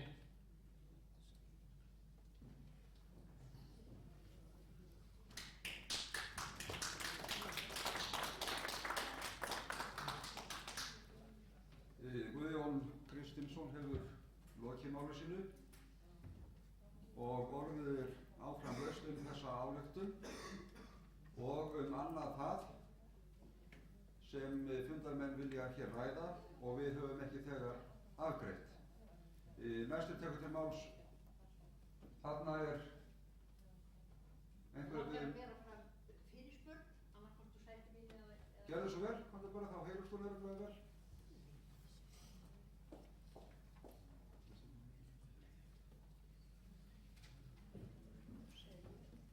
Það er Elín Pálmadóttir sem tekur til máls.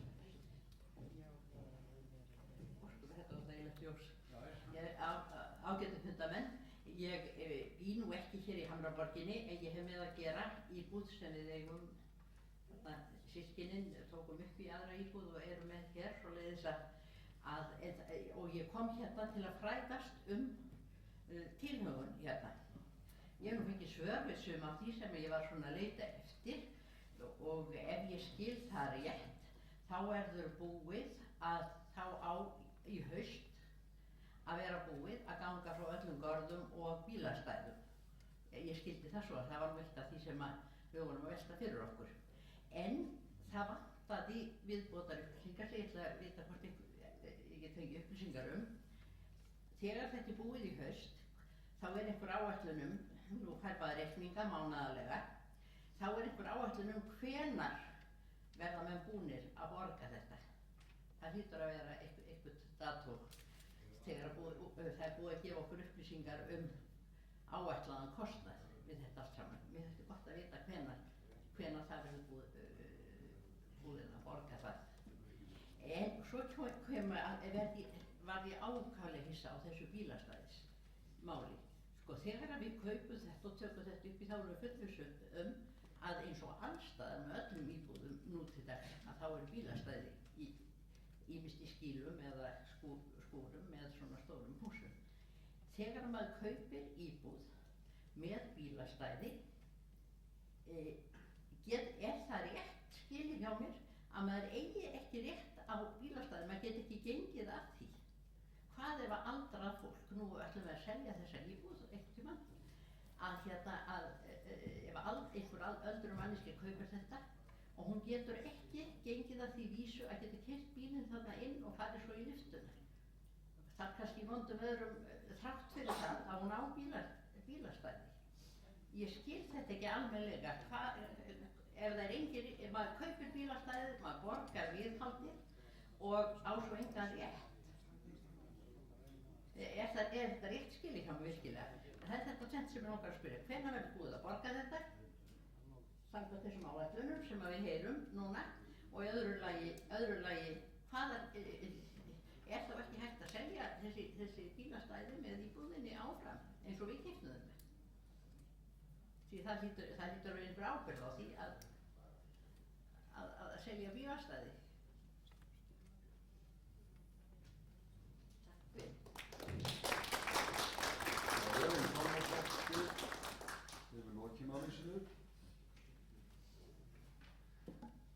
Eru fleiri fyrirspurnir? Þórarinn Hjaltason, gjörðu svo vel.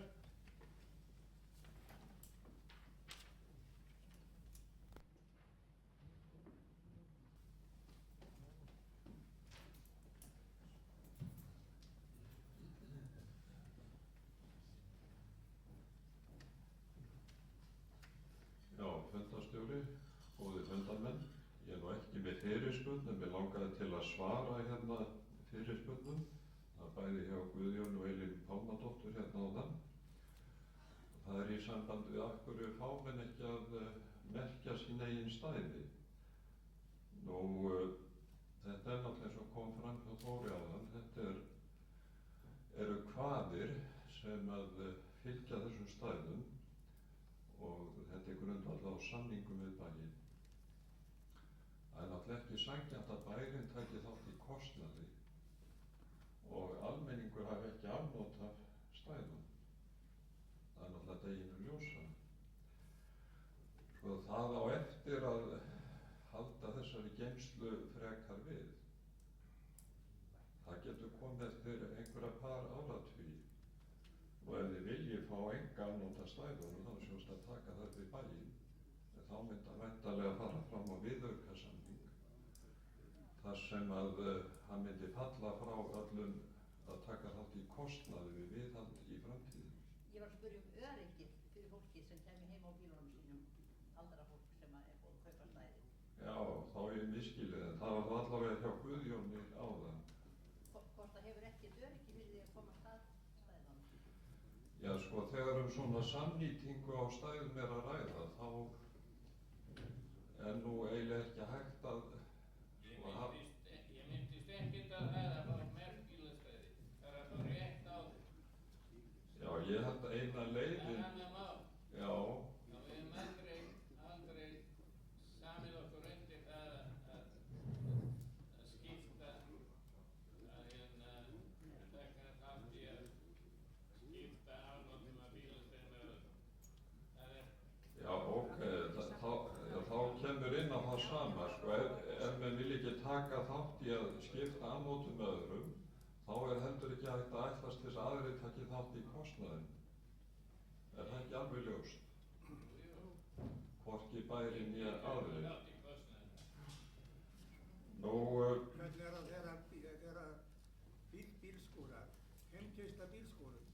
Borgar Kópavogur ekki götuna að bílastæðum, að bílskúrum? Jó, þið almenna gatnakerfi, jú. Á þá ekki bærinn að borga þessa götu? Nei, bílastæðin er náttúrulega... Það er nákvæmlega sama, menn keyri gegnum þetta alveg, og það er alveg það sami eins og Guður er að segja. Bærinn tekur þátt í götunni til þess að komast að bílaskúrum. Já, en inn í bílageymslunni, já, má ég ljúka máli mínu, inn í bílageymslunni þá er náttúrulega ekki almennt gatnakerfi að ræða. Og ef ekki hefði komið til áhugi bæjarins að almenningur fengi að parkera þarna, þá hefði bærinn að sjálfsögðu ekki tekið þátt í kostnaði við bílastæðahús. Hann tekur þátt í götunum. Já, en þetta er ekki gat. En það þarf að komast að... Já, það, sko... Það komast að bílskúrum. Já, sko, ef að þið hefðu viljað hafa enga afnót af þessum stæðum í upphafi, eða þeir sem stóð að byggingu hússins, þá hefðu sjálfsagt getað náð því. Það hefði verið hægt að setja hlið á bílageymsluna og þannig að einungis þeir sem hefðu kort getur komist inn. Get ég farið að hérna hver sem er á götuna og lagt í bílskúr hver sem er? Nei, ég hef útskýrt þetta eins og einlega geta, en Þetta er ekki útskýring. Já, en ég ætla að reyna einu sinni að gera það, sko. Það er ekki útskýring. Ef að við verðum að hugsa þetta alveg frá upphafi þegar samningurinn er gerður, að bærinn hefur áhugað í almenningu fái þannig aðgang að stæðunum. Nú, þeir sem voru hinum með við samningsborðið hefur þetta getað sagt nei. Og bærinn hefði þá hugsanlega fallist á það eða ekki lagt á þessa kvaðir og ok, þá hefði hann heldur ekki tekið þátt í viðhaldskostnaði. Ég sé ekki annað en að þarna fari saman hagsmunir og ekki síst í ljósi þess að bærinn hefur ju fallist með þessum síðasta samningi á það að borga 55% af kostnaði þó hann eigi ekki nema 18% af stæðunum. Það kemur á plan hérna víða í Reykjavík þar sem eru bærinn líka að borga mannbyggið á planinu og það er merkt bílastæði við hvert bíl. Það eru líka að vera alveg það saman sem þarna er. Já, sko, ef þetta á að vera opið fyrir almenning, þá er ekki alltaf númera stæðið. Það er eins og það er á plönum niður í bæ, ég hef nú víða komið þar og... Já, ég er að segja það, ef þið viljið merkja öll stæðin... Við viljum ekkert merkja, við viljum mega rétt á því að geta lagt hérna, hvenær sem við viljum, af því við borgum hérna. Já, ég held ég sé nú búin að tala hérna nú bílageymsluna hérna í Hamraborg. Þóri getur nú einhverlega bætt einhverju við. En varðandi bílageymsluna hérna í Fannborginni, að sko þá er því öðruvísi háttað þannig að hún er ekki hlut af einu húsi eða húsakeðju eins og hérna. Og þetta er byggt á hérna plönum. Nú lóðamörk eru yfirleitt í útvegs húsa og þannig að bílastæðin hérna í bílageislum Fannborgar eru semst utan við lóðir húsana sem að þar eru í kring. Nú bærinn á þessa bílageymslu eða bílastæðin þarna og þess vegna taka aðilar í kring ekki þátt í kostnaðinu þar. Og það er kannski eðlilegt að því það er svo mikið af opinberum stofnunum sem að nota þessi bílastæði og það er ekki bara bæjarskrifstofurnar, það er líka eins og þið viti heilsugæslustöðin og greiningastöðin og þarna Lindrabókasafnið og pósthúsið og svo framvegis bókasafnið. Og þá er ekki nema eðlilegt að bærinn taki semst á sig meiri kostnað þarna. Nú ég held ég hef nú reynt að útskýra þetta svona eins vel og ég get og mér þykir það miður ef að menn skilja ekki þessi sjónarmið en að öðru leyti þá ætla ég ekki að blanda mér í þessa ályktun þó að ég sé ekki sömu skoðunar þá er ég ekki mættur hérna til að gera ágreining heldur bara til að lýsa afstöðu bæjaryfirvalda. Þá segi ég bara takk fyrir.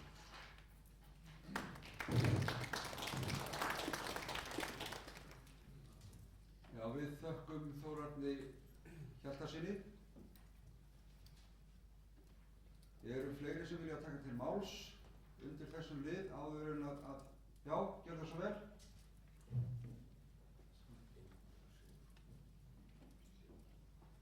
Ingólfur Sigurðsson tekur til máls.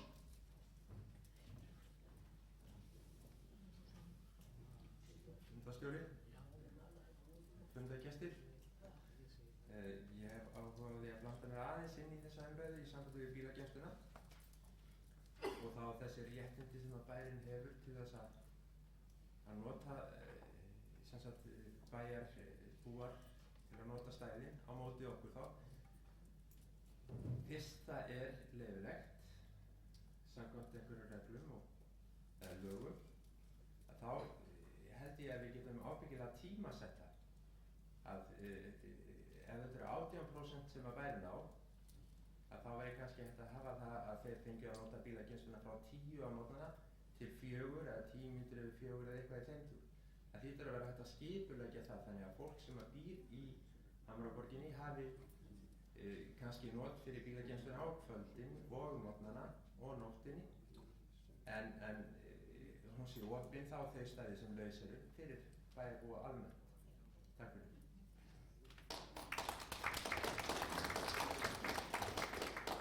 Þetta var Ingólfur Sigurðsson. Eru fleiri sem að vilja taka til máls?